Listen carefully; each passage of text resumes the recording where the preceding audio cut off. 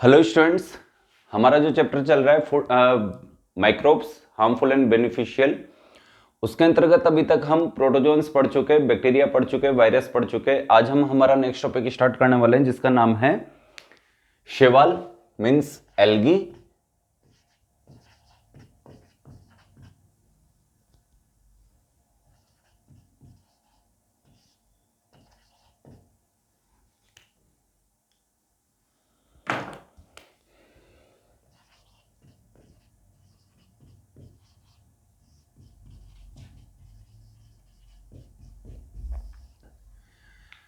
शैवाल जो होते हैं, सबसे पहले अपन इनके बारे में लिखते हैं। यह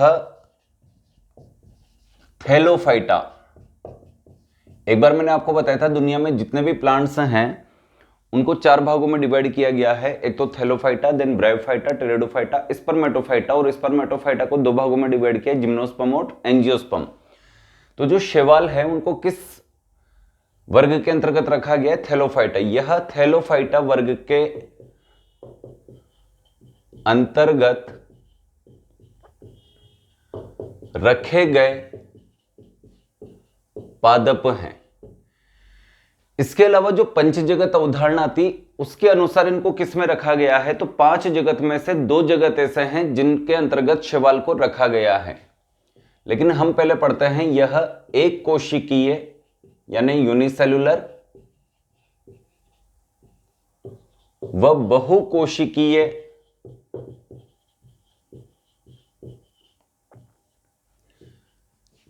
दोनों प्रकार की होती है। मीन्स जो एल्गी प्लांट्स होते हैं ये यूनिसेलुलर भी होते हैं और मल्टी सेलुलर भी होते हैं। लेकिन हमारा जो टॉपिक है माइक्रोब्स, उसके अंतर्गत हम यूनिसेलुलर को रखेंगे या मल्टी सेलुलर को? तो राइट आंसर जाता है केवल यूनिसेलुलर को। तो सूक्ष्म जीव के अंतर्गत, सूक्ष्म जीव के अंतर्गत केवल एक कोशिकीय शैवालों को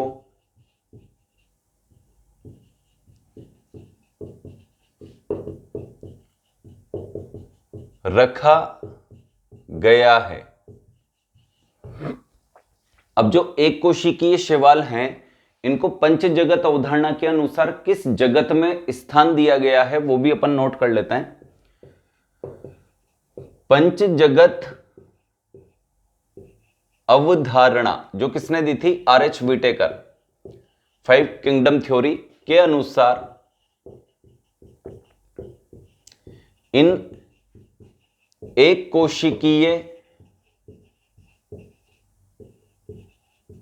शैवालों, एक कोशिकीय शैवाल सूक्ष्म जीवों को, अब तो सूक्ष्म जीव कहेंगे अब हम इन्हें, एक कोशिकीय शैवाल सूक्ष्म जीवों को, अब जगत का नाम देख लो, प्रोटिस्टा नामक जगत में रखा गया है।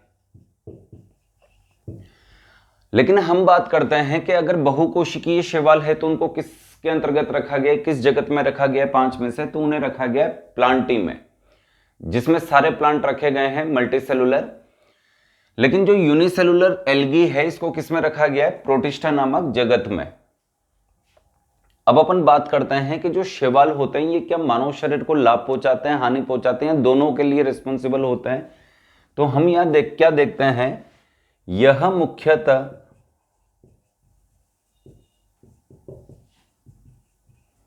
मानव जीवन के लिए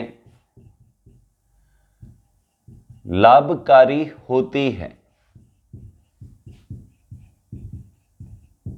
जबकि हानिकारक नहीं। यानी जो इसके इंपैक्ट होते हैं ह्यूमन बॉडी के लिए या फिर लिविंग्स के लिए वो मोर देन क्या होते हैं? बेनिफिशियल, और हानिकारक नहीं होती किसी कंडीशन में। नेक्स्ट है अपने पास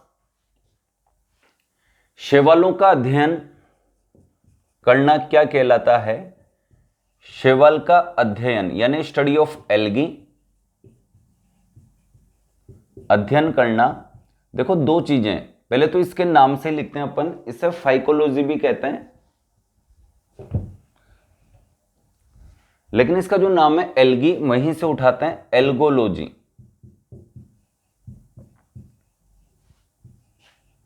ओब्लिक फाइकोलॉजी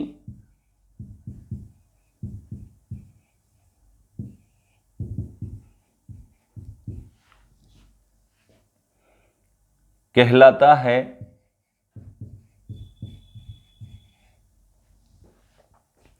अब तीन अच्छे प्रश्न यहां पर ये बनते हैं कि जो शैवाल विज्ञान का जनक है वो कौन है।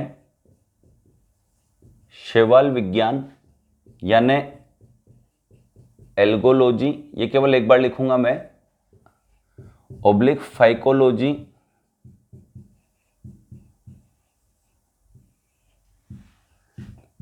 के जनक यानी फादर ऑफ एल्गोलॉजी या फादर ऑफ फाइकोलॉजी कौन है। इसके बाद अपना अगला प्रश्न बनता है आधुनिक शैवाल विज्ञान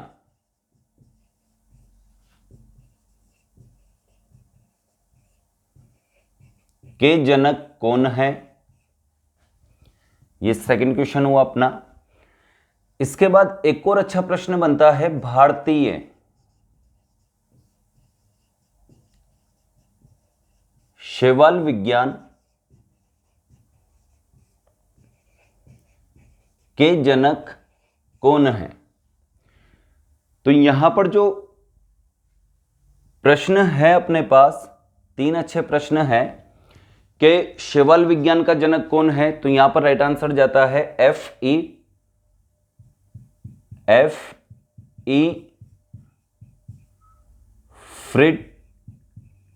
फ्रिट्ज। अच्छे से लिख देता हूं मैं इससे,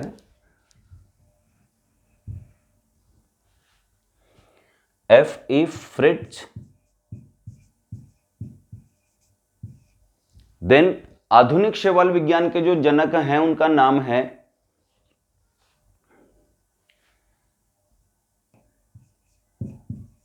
हेनरी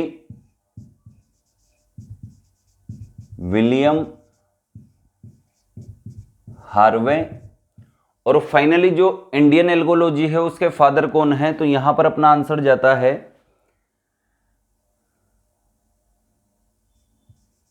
बड़ा नाम है थोड़ा इनका, MOP आयंगर।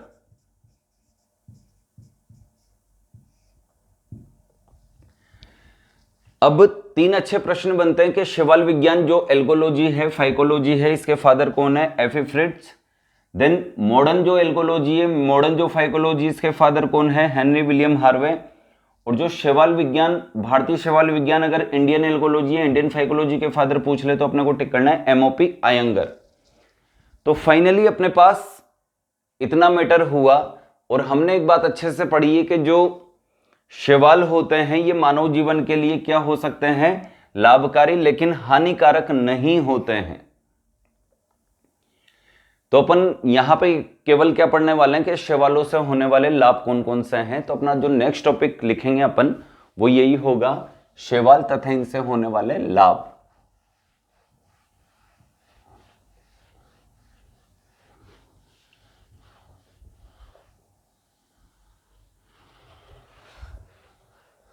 अगला टॉपिक लिखिए, शैवाल तथा इनसे होने वाले लाभ।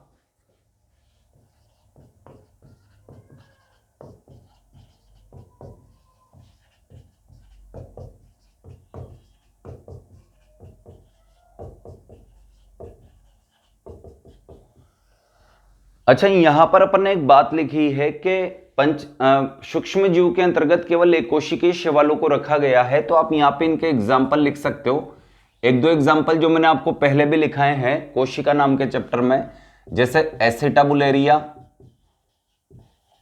एक कोशिकीय शैवाल है और सबसे लंबी कोशिका भी यही है पादपों में, एक कोशिकीय पादपों में। इसके अलावा क्लेमाइडोमोनास,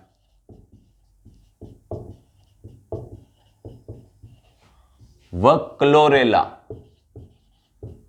ये एग्जाम्पल लिख सकते हो आप, आदि काफी है। कोलेरपा वेलोनिया वेंट्रिकोसा, कोलेरपा टॉक्सिफोलिया, ये दौड़ लिखी थी अपन ने, वो भी आप नोट कर सकते हैं।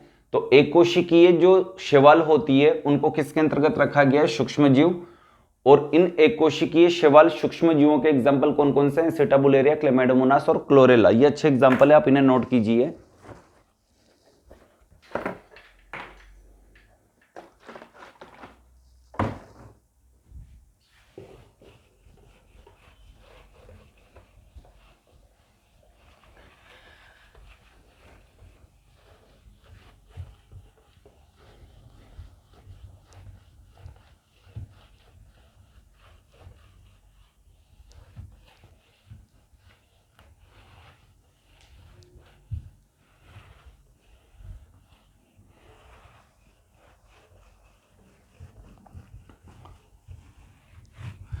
अब शैवालों से होने वाले लाभ कौन कौन से हैं, ये अपन देख लेते हैं।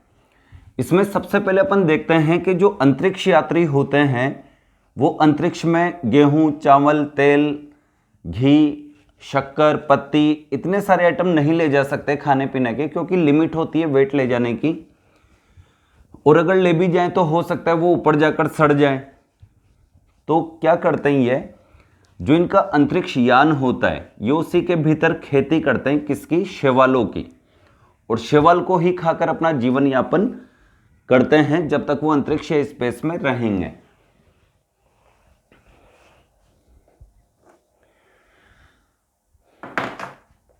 तो एक अच्छी जो शैवाल है, अंतरिक्ष यात्री,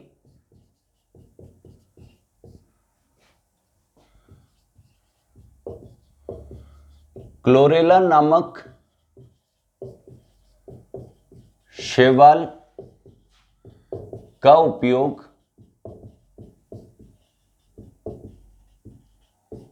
भोजन के रूप में करते हैं।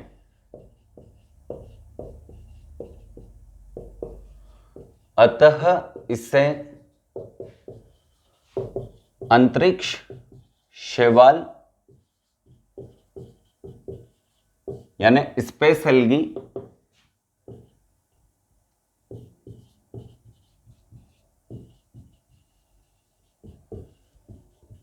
कहा जाता है।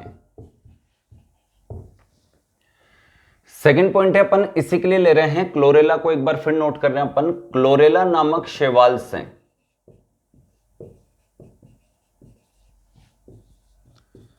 क्लोरेला नामक शैवाल से सूप व आइसक्रीम बनाई जाती हैं। यह हुई लाभकारी। इसके अलावा जेंथोमोनास कंपेस्ट्रिस,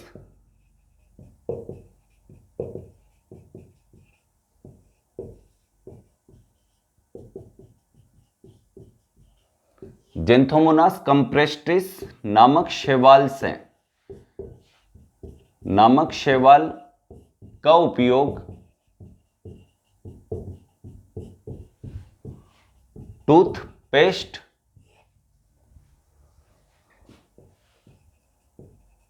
बनाने में किया जाता है। अब देखो, हम यहां पढ़ते हैं कि शैवाल मानव जीवन को या सजीव जीवन को लाभ पहुंचाती है, हानि नहीं। इसका एक बहुत बड़ा उदाहरण क्या है कि हम कभी भी डिजीज नहीं पढ़ते कि ये शैवाल जनित रोग हैं। डिजीज कोज नहीं करती, इसका मतलब किसी भी प्रकार का हानि मानव जीवन को नहीं पहुंचाती। तो यहां तक ही हम सीमित रहेंगे कि शैवाल केवल हमें क्या पहुंचाते हैं? लाभ। ये अपना एल्गी नाम का टॉपिक भी कंप्लीट हुआ। हमने प्रोटोजोआ इसके अंतर्गत पढ़ा, जो ह्यूमन डिजीज से ही लेना है अपने को। हमने इसके अंतर्गत जीवाणु पढ़ा, इसके बाद हमने विषाणु यानी वायरस पढ़ा, और फाइनली आज की क्लास में हमने स्टडी की है शैवाल की। इसके बाद हमारा केवल एक टॉपिक बाकी है, कवक, जो हम पढ़ेंगे अपनी अगली क्लास में।